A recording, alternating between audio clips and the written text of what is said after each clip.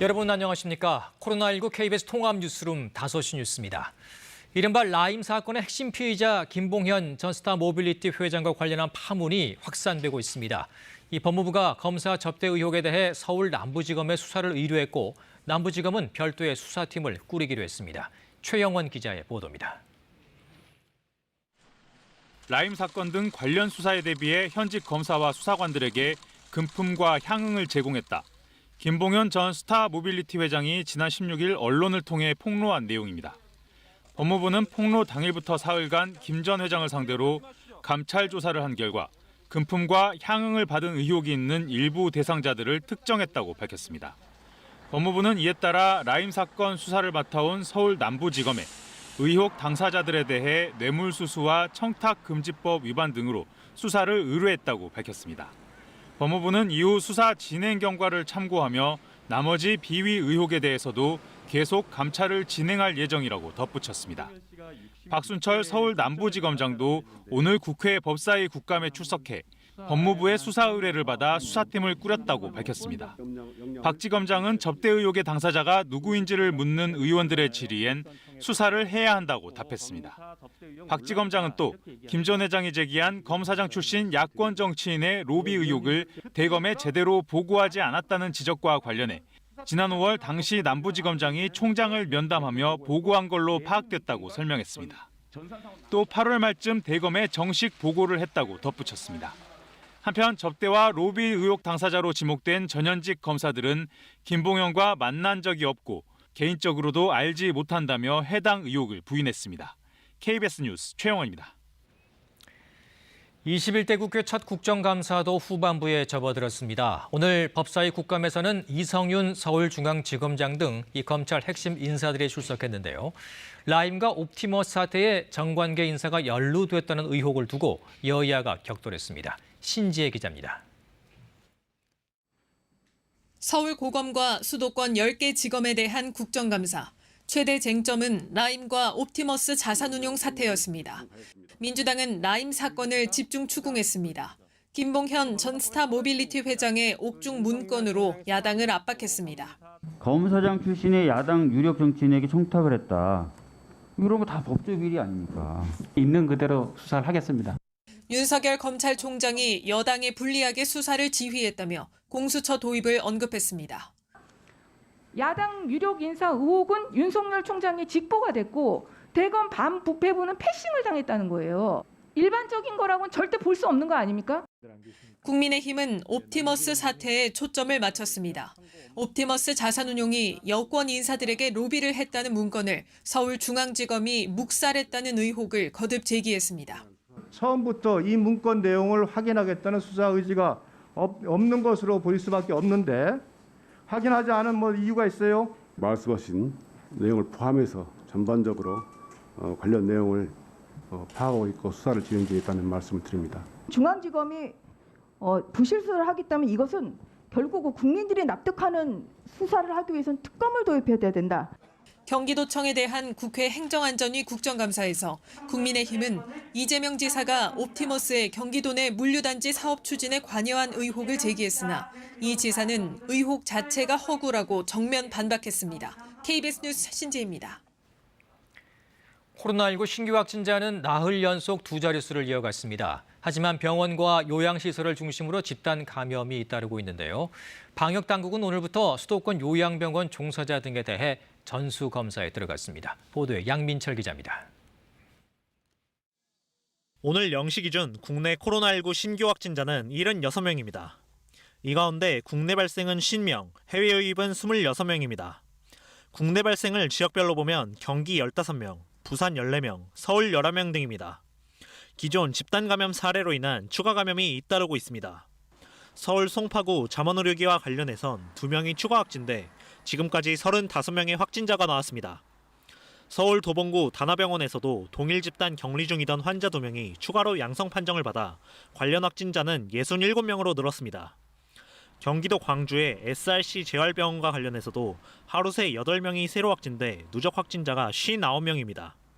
방역당국은 추석 연휴 이후 아직까지 대규모 확산은 없지만 해외 유입이 늘고 있고 거리두기 1단계 완화로 여행 등 이동도 많아질 것으로 보인다며 방역수칙 준수를 거듭 요청했습니다. 특히 고령이거나 이미 다른 병을 앓고 있는 환자가 많은 요양병원이나 요양시설의 방역관리를 강조했습니다.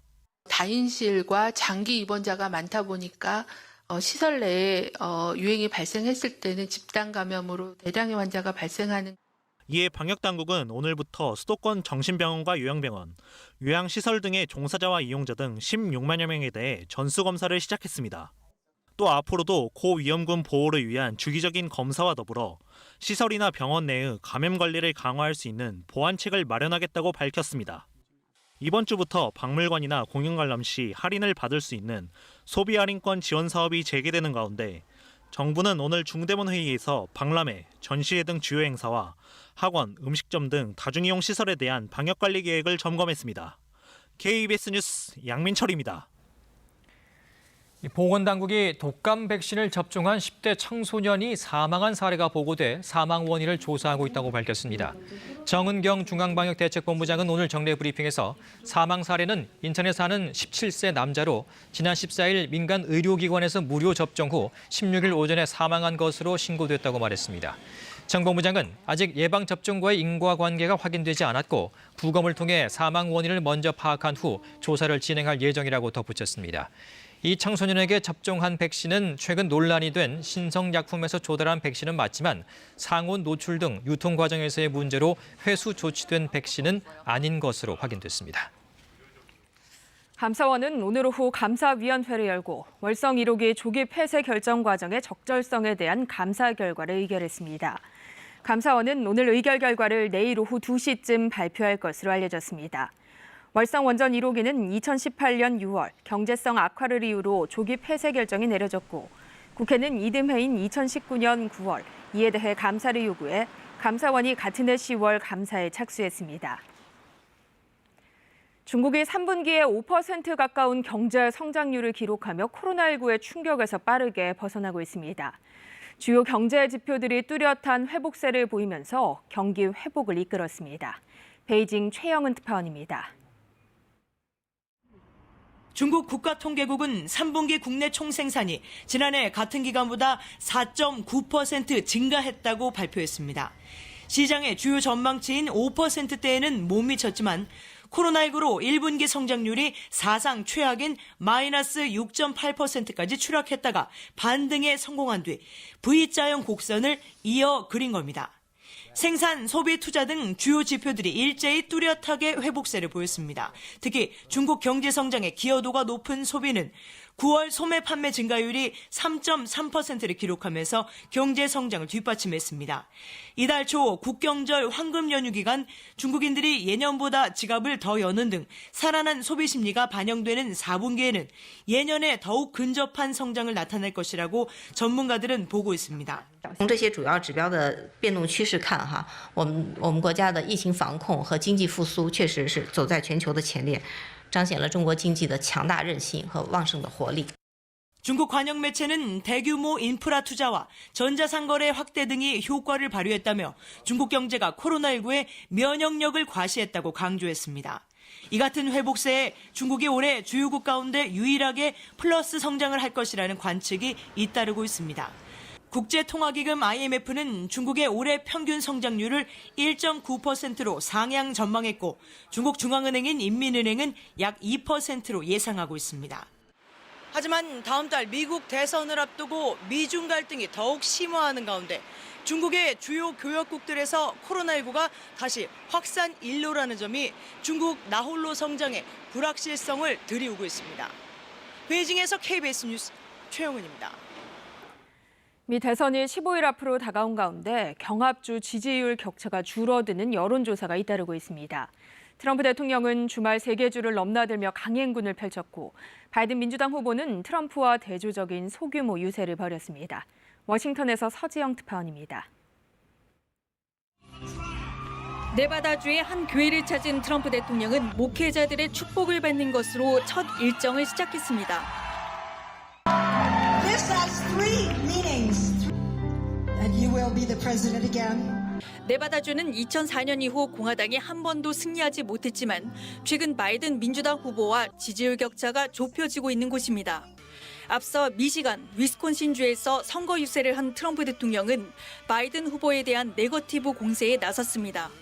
차남 헌터 바이든이 연루된 우크라이나 스캔들 의혹을 언급하며 바이든 가족은 범죄 기업이라고 몰아붙였습니다. 최근 납치 음모 사건의 표적이 됐던 미시간 주지사도 공격 대상이었습니다.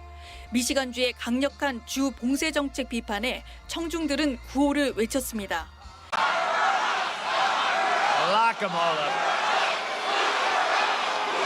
트럼프 대통령이 이에 호응하는 모습을 보이자 휘트머 미시간 주지사는 강하게 비판했습니다. It is wrong. It's got to end. It is dangerous, not just for me and my family, but for public servants everywhere.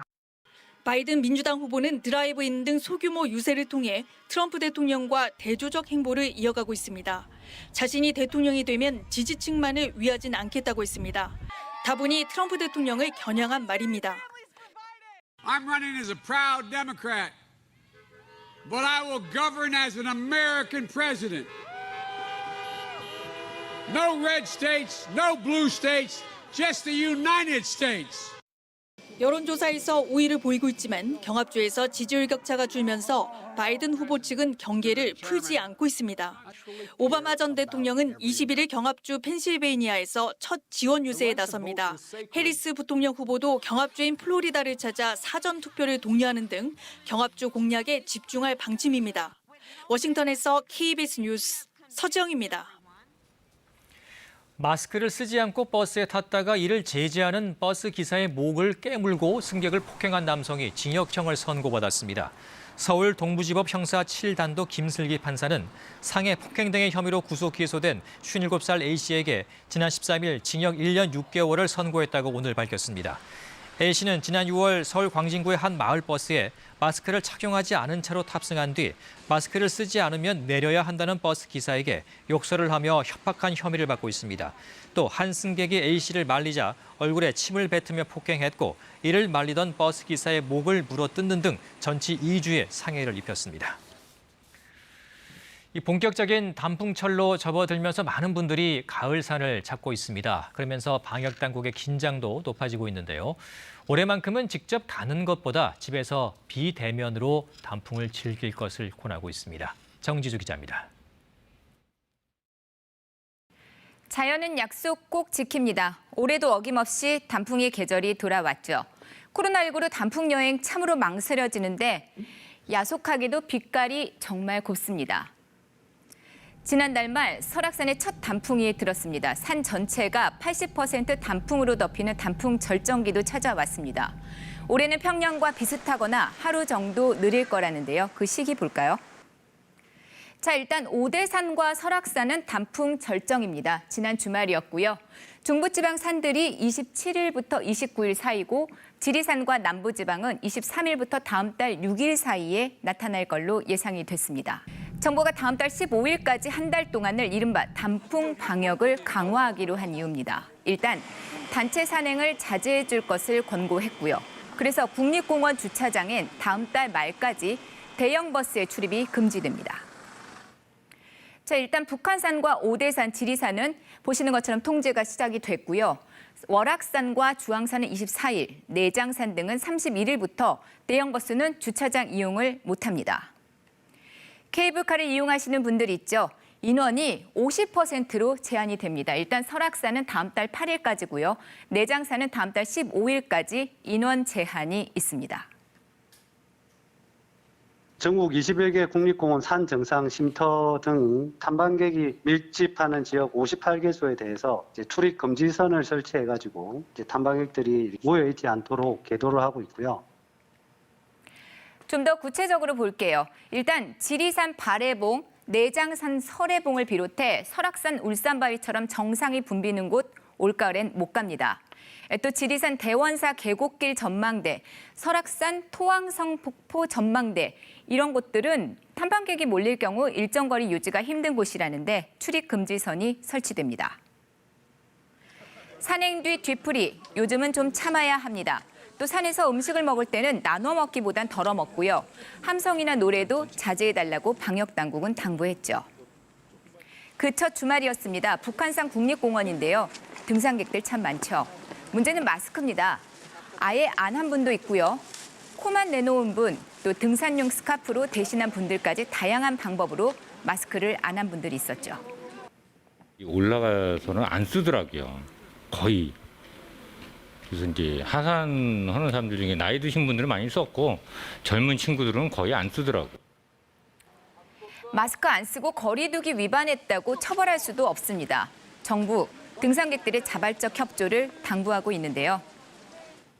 자, 그래서 아예 올해는 비대면으로 단풍을 즐기는 방법도 권해지고 있습니다.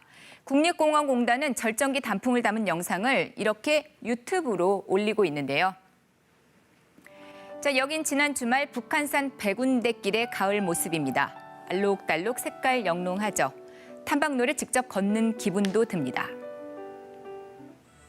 월악산 만수계곡도 붉게 물들었습니다. 아직 초록빛인 곳은 곧 가을옷을 입겠죠. 유튜브를 보고는 있지만 어디선가 가을 향기가 전해지는 듯한데요. 국립공원공단 측은 직접 탐방하듯 1인칭 시점으로 영상을 제작하고요. 또 드론으로 촬영해서 단풍의 절정을 안방까지 전달하겠다 이렇게 밝히고 있습니다. 자, 그런데 이걸로 만족 못한다. 난 꼭 직접 단풍을 봐야겠다 하는 분들이라면 올해는 지켜야 할 게 좀 많습니다. 일단 가족 단위 소규모 이동이 좋고요. 마스크를 써야 합니다. 산행하다 힘들면 거리두기 가능한 곳에서 잠시 벗을 것을 권합니다. 거리두기 당연히 해야 하고요. 또 손 씻기 힘들 수 있으니까 손 세정제 챙겨야 합니다. KBS 뉴스 정지주입니다. 5년 전 이 메르스가 유행했을 때도 전북 순창의 한 마을에 이동 제한 조치가 내려져 주민들이 큰 불편을 겪었던 적이 있었습니다.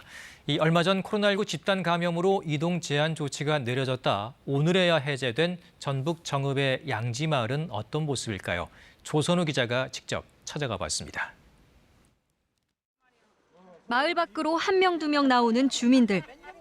보건소 직원이 건강 상태를 살피고 한쪽에서는 심리 상담도 이뤄집니다. 지난 2주 동안 전북 정읍 양지마을에 내려졌던 이동 제한 조치가 오늘 오전 10시를 기해 해제됐습니다. 기분 좋아요. 약도 떨어지려고 하는데 지방 병원에 가야 하는데 어찌고 있더만 해제돼서 이제 가겠구만. 추석 연휴 이후 마을 주민 11명이 코로나19에 감염되자 정읍시는 추가 확산을 우려해 2주 동안 마을 전체에 이동 제한 조치를 내렸습니다. 주민 40여 명은 집 밖으로 나가지 못하는 불편을 감수했습니다. 아무래도 이제 나 돌아다니고 이러던 사람들은 좀 불편하겠죠, 아무래도. 그래도 뭐 어떡합니까? 참아야지. 대부분 70대 이상 고령인 만큼 추가 감염에 대한 우려가 컸지만 조치 이후 다행히 확진자는 나오지 않았습니다. 정읍시는 이동 제한 조치로 생업을 할 수 없었던 주민들에게 재난지원금 50만 원씩을 지급했고 지역 농협 등은 농작물 수확을 도왔습니다. 마을 주민들이 나이들이 많으시고 이러다 보니까 확진자가 진짜 많이 나올 줄 알고 저렇게 했었는데 다행히 건강들 하셔서. 마을 주민들에게 생필품이나 음식을 기부하는 온정의 손길도 이어지면서 주민들은 2주간의 고립을 견뎌낼 수 있었습니다. KBS 뉴스 조선우입니다. 부산대가 교수를 채용하는 과정에서 교수들이 면접 점수를 담합했다는 의혹이 제기됐습니다. 부산대는 지난해에도 교수 채용 과정에 청탁 의혹이 제기돼 교수 3명이 징계를 받는 등 채용 관련 잡음이 끊이지 않고 있습니다. 김계혜 기자입니다. 지난해 부산대 모 학과 교수 채용 현장, 연구 논문 심사 등 1차 전형을 가장 우수한 성적으로 통과한 3명이 강의 시험을 치릅니다. 면접과 강의 점수 각각 15점씩 30점 만점입니다. 그런데 KBS가 입수한 당시 평가 자료에 이상한 점이 발견됐습니다. 해당 학과 교수들로만 구성된 심사위원 7명 중 4명이 지원자 3명에게 똑같이 최하 점수를 줬습니다. 한 지원자는 해당 심사위원 4명에겐 최하점을 받았는데 다른 2명에겐 최고점을 받는 극단적인 결과가 나오기도 했습니다. 지원자들은 서류 전형을 우수한 성적으로 통과하고도 2차 전형에서 점수 최저 기준인 75점을 넘지 못해 모두 탈락했습니다. 이처럼 탈락한 3명은 이후 다른 대학 교수로 채용됐습니다. 심사에 참여한 한 교수는 적어도 최하점을 몰아받을 만큼 실력에 문제가 있었던 건 아니며 여러 교수가 동시에 최저 점수를 주긴 힘들다고 밝혔습니다. 당시 해당 학과 내부에서도 채용 무산을 위해 일부 교수들이 점수를 담합했다는 의혹이 제기됐습니다. 진정서가 제출되는 등 문제 제기가 공식화되자 부산대는 다시 채용을 진행할 땐 외부 전문가 3명을 면접에 참여시켰습니다. 기초심사와 면접심사 학과에 일임하지만은 잡음이 있거나 문제가 있을 경우에는 학과에 배정을 하지 않거나 또는 본부에서 TO를 진행할 수도 있고 또는 외부 심사위원을 모시기도 하고 여러 가지 노력을 한다. 앞서 지난해 부산대에서는 행정학과 교수 채용과 관련해 청탁 의혹이 제기돼 교수 3명이 징계를 받는 등 채용 관련 잡음이 끊이지 않고 있습니다. KBS 뉴스 김계입니다. 2022년 준공을 앞둔 동해선 철도 노선이 마을을 지나게 되면서 강원도 삼척 지역 3개 마을 주민들은 집단 이주를 추진하고 있는데요. 그런데 국가철도공단이 이주 예정 부지의 분양가를 협약 당시와 달리 대폭 인상하겠다고 통보해 논란이 일고 있습니다. 조현주 기자입니다. 동해선 철도공사가 한창인 강원도 삼척 지역입니다. 철도 노선이 기존 마을을 지나가면서 3개 마을 23가구가 2018년 초 마을을 떠났습니다. 집단 이주지를 제공한다는 국가철도공단과 협약을 체결했기 때문입니다. 당시 공단 측은 삼척시청 인근에 집단 이주단지를 조성해 이주민들에게 3.3제곱미터당 28만 7천 원에 분양하기로 했습니다. 마을을 떠난 뒤부터 이주단지 완공 후 9개월까지 보증금 500만 원, 월세 50만 원을 지원한다는 내용도 있습니다. 그런데 지난 6월 국가철도공단이 갑자기 입장을 바꿨습니다. 삼척시가 이주단지 부지에 성토제를 지원하면 3.3제곱미터에 112만 원, 지원하지 않으면 162만 원으로 분양가를 올리겠다는 겁니다. 주민들이 동의를 거부하자 그동안 지원하던 월세도 지난 8월부터 끊었습니다. 분양 단가가 올라간 만큼에 대한 어떠한 설명도 없었으며 거기에 맞춰서 저희들이 지금 월세 지원까지 끊었다라는 게 과연 우리 공사가 할 수 있는 일인지 저희들은 되묻고 싶습니다. 지난 15일 열린 국정감사에서 김상균 국가철도공단 이사장은 실무자가 이를 적극적으로 추진하려고 해서 이렇게 한 건데 착오가 있었던 걸로 생각한다고 해명했습니다. 하지만 분양가 인상의 구체적 사유는 답하지 않고 있습니다. 국책사업에 협조했지만 해명도 없는 분양가 인상과 일방적인 지원 중단으로 이주민들은 추운 겨울을 앞두고 거리로 내몰리고 있습니다. KBS 뉴스 조윤주입니다. 여수에 주둔하던 국군 14연대가 제주 4.3 진압명령을 거부하며 시작된 여순 사건. 72년 만에 처음으로 전라남도가 주관하는 민간인 희생자 합동위령제가 구례에서 열렸습니다. 그 이유와 의미를 곽선정 기자가 취재했습니다. 해방 직후 현대사의 비극으로 출발한 여순 사건. 72년이 지나서야 여수, 순천뿐만 아니라 전남 각 지역 유족들이 한데 모여 희생자들의 넋을 기립니다. 코로나19 확산을 막기 위해 행사 규모는 줄었지만 백발의 유족들은 어김없이 자리를 지켰습니다. 여순 사건은 여수와 순천을 넘어 구례와 광양, 보성, 그리고 전북과 경남까지 광범위하게 희생이 발생했지만 이제껏 사건에 대한 진실규명조차 되지 않아 지역별로 유족들끼리 위령제를 지내온 겁니다. 산자락 곳곳에서 강가의 모래사장에서 무참히 학살되었다고 합니다. 우리 유족들은 아직도 어디에서 어떻게 왜 돌아가셔야 했는지 시신조차 찾지 못하고 유족들은 진실규명을 위한 여순 사건 특별법 제정을 거듭 촉구했습니다. 오랜 시간 피해자와 유가족들은 연좌제가 두려워 숨조차 크게 쉬지 못하고 가슴에 멍울을 담고 살아야만 했습니다. 이제 정부와 국회가 나서야 할 때입니다. 한편 여수에서 열린 추념식에는 72년 만에 처음으로 순직 경찰 유족들이 참석했습니다. 진실 규명을 통하여 희생자분들의 명예를 회복하고 국가 차원의 현실적인 보상과 사과가 이루어지는 데 일조하고자 합니다. 한국 현대사의 흐름을 바꾼 비극적인 역사 여순 사건. 실체적 진실 규명을 요구하는 목소리가 어느 때보다 큽니다. KBS 뉴스 박선정입니다. 이어서 오늘의 주식 시황을 KB증권에서 전해드립니다.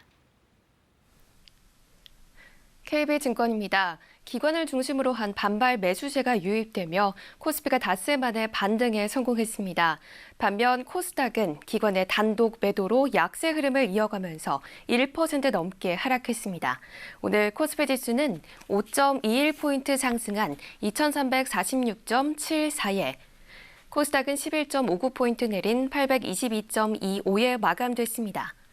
미 대선을 2주 앞두고 시장의 경계 심리가 여전한 가운데 미국의 추가 경기 부양책과 연내 코로나19 백신 상용화 기대감이 시장에 긍정적인 영향을 줬습니다. 상승 출발한 코스피는 장중 2360선을 넘어서기도 했지만 장 후반 발표된 중국 지표 실망감에 상승폭을 빠르게 축소했습니다.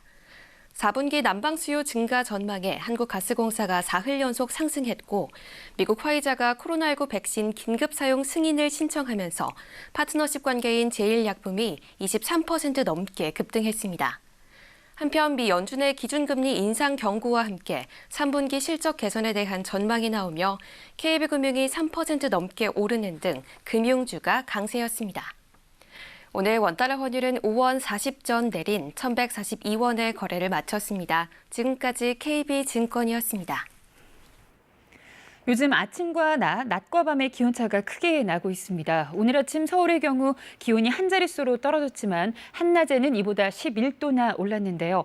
내일은 아침 기온, 낮 기온 모두 오늘보다 높겠고 일교차도 그만큼 크게 벌어지겠습니다. 수요일과 목요일에는 곳곳에 비가 내리겠습니다. 절기 상강에 맞춰 기온이 뚝 떨어지겠는데요. 아침 기온, 낮 기온 모두 올가을 최저 기온을 기록할 가능성이 높아 보입니다.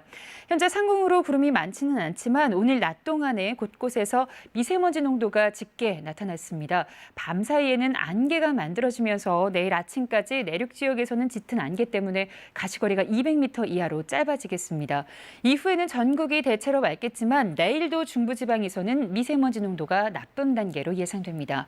내일 아침 기온은 서울이 10도 등으로 오늘과 비슷하거나 조금 높겠습니다. 낮 최고 기온 서울, 청주 22도, 대구 23도, 광주 24도까지 오르겠습니다. 바다의 물결은 제주 먼바다에서 최고 3m로 거세게 일겠습니다. 모레 오후부터 경기 북부, 남해안, 제주도에 비가 내리겠고 목요일에도 수도권과 영서, 경남과 제주도에 비가 내릴 것으로 보입니다. 기상정보였습니다. 코로나19 통합 뉴스룸은 7시 뉴스에서 이어집니다. 시청해주신 여러분 고맙습니다.